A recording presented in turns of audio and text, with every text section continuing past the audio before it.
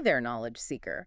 You've landed in just the right place if you believe, like we do, that getting the lowdown on something cool shouldn't feel like, homework. Exactly. Consider this your shortcut. We do the digging, you get the insights. And today, that insight is all about the new game, Once Human. Right.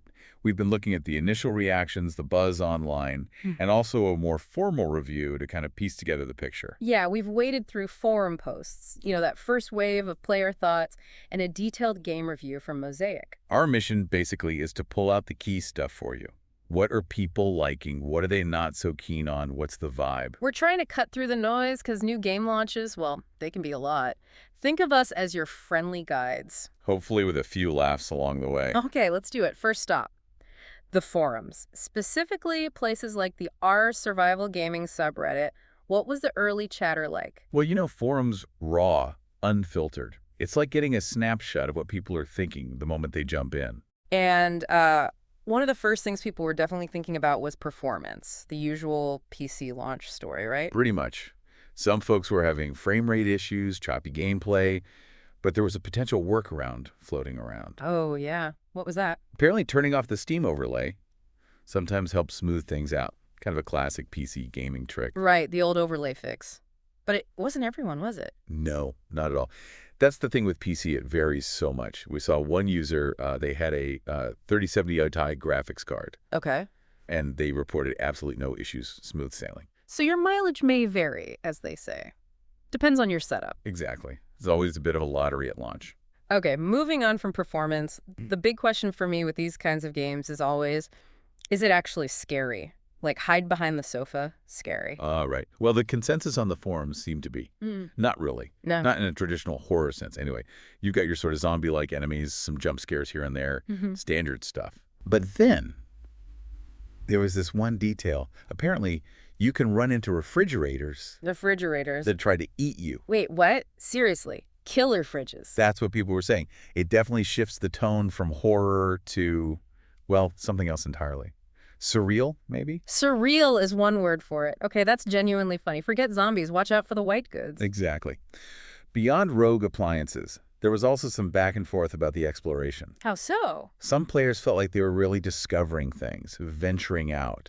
But others felt it was more like just following a task list, ticking boxes. Ah, that classic open world debate. Freedom versus guidance. Yeah, finding that balance is always tricky, isn't it? How much direction do you give? And speaking of things maybe not quite fitting together, the tone seemed a bit all over the place for some people. That definitely came up. You've got things like a talking raven Okay. set against these very normal-looking American-style suburban houses. Oh. And someone mentioned a ghost armed with a minigun that apparently deals no damage. A ghost. With a harmless minigun. Yep. The mental image is quite something. That's just, wow. Tonal whiplash, maybe? It sounds kind of hilarious, though. It certainly suggests the game isn't afraid to mix things up. Whether that mix works or just feels weird, well, that seems to be part of the discussion. Okay, but one thing people seem to agree on was the character creator. That got positive mentions, right? Oh, yeah, definitely. People seem to really enjoy messing around with that, customizing their avatars. That's usually a good sign. Absolutely. Spending an hour on eyeshadow is a time-honored tradition. It helps you connect with the game, Yeah, creates investment. true. Now, something else that always comes up with these games, it's online only, right? Yes, it is. And that led to some comments about player bases, like too many buildings everywhere. Yeah, some people were concerned about the world feeling too crowded with player structures. One person compared it to walking through New York City. Huh. Trying to find a quiet spot in a concrete jungle of player forts. It's a common challenge in online survival games, isn't it? Yeah. Balancing that shared world with feeling like you actually have space to explore, maybe find some wilderness. Definitely. Then there was the mention of wipes, seasonal wipes. That word always makes players nervous. Understandably, losing progress is never fun. But it sounds like it wasn't a total wipe in Once Human. People are clarifying that. Right. It seems the seasonal reset is more focused on things like specific crafting knowledge, they call them mimetics, and your level, plus map progression. But you keep your base blueprints. Oh, okay. Keeping blueprints is huge. Yeah, means you can rebuild your base much faster. It's not starting completely from scratch every single season. It's a softer reset, it seems. That makes a big difference. Less daunting. Okay, what else from the forums? Comparisons, I bet. Oh, loads of comparisons. Always happens. People were mentioning the Division, Zelda, Pal World, Hall World, interesting. Rust, Undawn, DayZ. You know, the usual suspects in survival in open world space. Someone probably called it a clone of something. Pretty much inevitable. One comment just flat out called it a copycat. Ouch. Fair enough. People see similarities. They do. The key is whether it manages to feel like its own thing despite those influences. Right. We also saw one comment praising the game for avoiding woke BS, liking the customization, graphics, and mechanics. We're just reporting that viewpoint, obviously. Exactly. Just relaying what was said in the source material is part of the mix of opinions. And on the flip side, some people were really not happy about the seasonal wipes, even with the blueprint save, saying they uninstalled because of it. Yeah, for some players, any kind of forced progress reset is a deal breaker, regardless of the specifics. There was also some grumbling about the building system, especially comparing it to Enshrouded. Yeah, someone felt Enshrouded system was better, more intuitive perhaps. Building is always a big focus in these games. For sure. And finally, just a general sense of mixed feelings. Some found it boring. Others saw potential, like great bones. Exactly. Opinions ranged from incredibly boring right through to someone thinking it could be an 8 out of 10 game eventually. Very polarized. Okay, so that's the forum vibe. Messy, varied, some funny quirks, some real concerns. Now let's shift gears to the Mosaic review. More structured, more analytical. Right. Mosaic took a deeper dive, looking critically at the design choices. And they had some strong words for the UI, didn't they? The hell menu. Oh, yeah. That was a major point of criticism. Stacked menus on top of menus, apparently. It's frustrating. And a chat reply function on mobile that was described as finicky, but the real villain. These little yellow notification triangles. The unread markers. Exactly. Apparently, they pop up everywhere. Field guide, storefront, achievements, codex, equipment, everywhere. The reviewer said the triangle had an absolute personality of annoyance. I can picture it just sitting there judging you for not clicking it. Pretty much. It speaks to a usability issue. Right. Even if things look nice, if they're annoying to actually use. Yeah. Yeah, that drags the whole experience down, like a fancy car with impossible door handles. Exactly. The review also mentioned repetitive design, maybe due to reusing assets, making parts of the world feel a bit samey. Deja vu gaming. Kind of. But credit where it's due.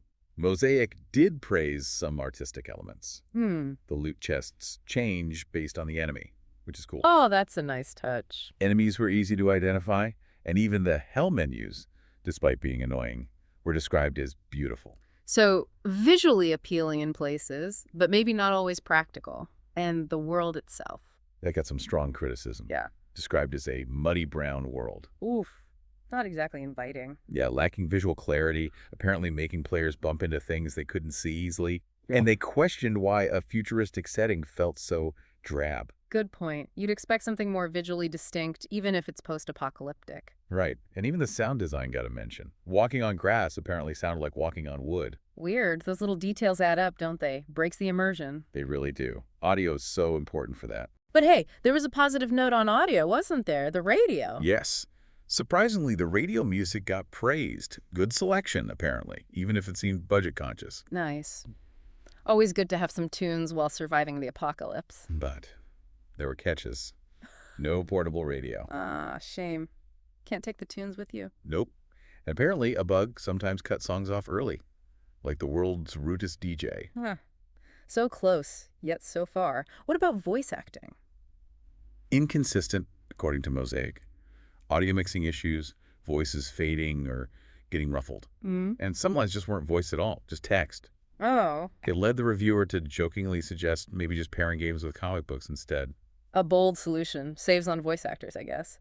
Okay, shifting to gameplay mechanics. Did anything stand out positively there? Well, they noted the auto-fare feature was a good addition, especially for mobile players. A nod to accessibility. That's good. And despite the menu complaints, the reviewer did admit that most actual actions in the game only took about 2 clicks once you got past menus. So the core interaction isn't too complicated, just getting there is the problem. Seems to be the gist. Although another interesting point was about combat difficulty. Yeah. Apparently, even high-level enemies could often be beaten using the same basic tactics as weaker ones. Oh. So maybe not much need to adapt your strategy as you get stronger. Potentially, yeah, which could make progression feel A bit less meaningful, maybe. Could do. So the overall summary from Mosaic was kind of simple core gameplay, but buried under frustrating menus. Pretty much, yeah. Simple, except for the menus. Yeah, And then the world itself, besides being brown, right. was critiqued for being maybe too simple. Yeah. Empty buildings, Hmm. not really delivering that post-apocalyptic cyberpunk vibe it seemed to be aiming for. Mm, More like an abandoned 1980s town. a bit of a mismatch with expectations then. Seems like it. Lacking that environmental storytelling, perhaps. Okay, wow. So a lot of criticism there, particularly on the presentation side. Yeah. But Mosaic did find complexity to praise, right? They called it one of the best in class in that area. They did, surprisingly. They highlighted 3 main areas: quests, the combat-focused survival economy, and what they called expressiveness. All right, let's break that down. Quests first. What did they like? Variety, mainly. You've got your standard combat stuff, fetch quests, naturally, but also pattern-matching puzzles. Like jigsaws or... More like deciphering maps, figuring out perspective puzzles, things like that. A change of pace from just fighting. Okay, that sounds potentially interesting. Keeps things fresh. Yeah, though they did say some puzzles felt a bit too easy.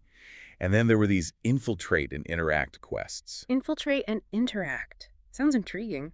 They covered quite a range. Jumping puzzles, interacting with objects in unusual ways. Like apparently dancing with a disco ball to make it vulnerable. You have to dance with the disco ball. That's what the review said. It sounds amazing, honestly. Busting moves to defeat a shiny orb. Okay, that's the kind of weirdness I can get behind. Injecting some fun. Definitely seems like they tried to add some playful, varied challenges in there. Big horde defense events also fell into this category. Gotcha. Okay, second area. Survival economy, but focused on combat. Right. The core idea in combat is that everything has a weak spot. Hit it for max damage. Aim for the glowy bit. Classic. Yeah, pretty much. And while you're not constantly mobbed early on, you do have to watch your positioning, avoid getting flanked or attacked from above. Standard tactical awareness. Yeah. Those big swarms of enemies. They come later, usually in specific areas or events. Okay. And one neat touch they mentioned. Big world bosses get announced, health bar, name pops up. But mini bosses. Yeah. They just show up, often with a surprise attack. No big fanfare until they're already hitting you. Oh, I like that. Keeps you on your toes. The reviewer liked it too, though they maybe wouldn't have minded a little subtitle warning after the surprise, just a small one. Fair enough. Okay. Third area, expressiveness. What does that cover? Mostly crafting and building. You can craft a ton of different weapons and gear back at your base. So lots of tools for different situations. Exactly. And later on, you can actually build defenses out in the world. Turrets, walls, barricades. Create your own little fortified positions on the fly. Oh, cool. Tactical construction. Yeah, it offers ways to shape the battlefield. The reviewer did wish for a few more options, though, like being able to physically push enemies. Like shove them off cliffs. Maybe. Or just create space. And they felt some of the tactical items could be more useful, especially in PvP. So a good foundation for player creativity, but maybe room to grow. That sounds about right. Solid crafting, cool deployable defenses, but potential for even more depth. Okay, so summing this whole deep dive up, we started with the forums, a real mixed bag, right? Performance hiccups for some, smooth sailing for others, killer refrigerators. Yeah, forget the refrigerator. Never. Tonal oddities like the ghost with the useless minigun, concerns about wipes, but also praise for the character creator. Very vibrant snapshot of early reactions. Then Mosaic's review hit hard on the UI, those hell menus, and the muddy brown world design. Right, and the slightly off audio cues like wooden grass. But they also found beauty in some art elements and, crucially, praised the underlying complexity in quests, combat, and crafting. It really paints a picture of a game with, like, really interesting ideas and systems. But wrapped in a presentation that's maybe a bit frustrating or underwhelming for some. Exactly. That seems to be the core tension. So the aha moment for you listening should be understanding that split the raw player feelings versus the critical analysis, and how a game can be strong in one area and weak in another. And it really highlights how important that initial experience, the UI, the visuals, the sound, how much that matters, even if the core gameplay underneath is solid. First impressions count, Absolutely. Okay, so here's something for you to think about as we wrap up.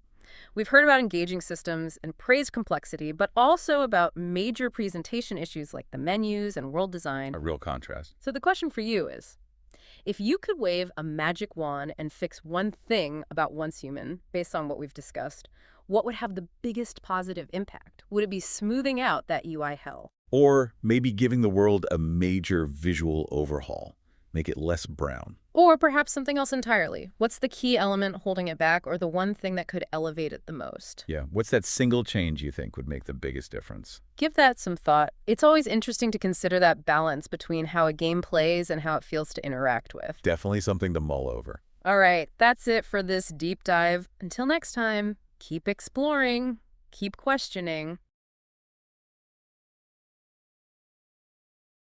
Ever play a game that has these moments of just brilliance, but somehow it doesn't quite grab you, you know? You want to love it, but something just feels a bit off. Yeah, that feeling. Okay, so let's unpack that. That whole push and pull of engagement, that's exactly what we're diving deep into today. Yeah. Here on The Deep Dive, you give us the sources and we pull out the insights, the really crucial bits that help you become instantly more informed about the games we play and, well, why we play them. And today, and today, and today, and today, and today, and today, and today, and today, and today, and today, and today, and today, and today, and today,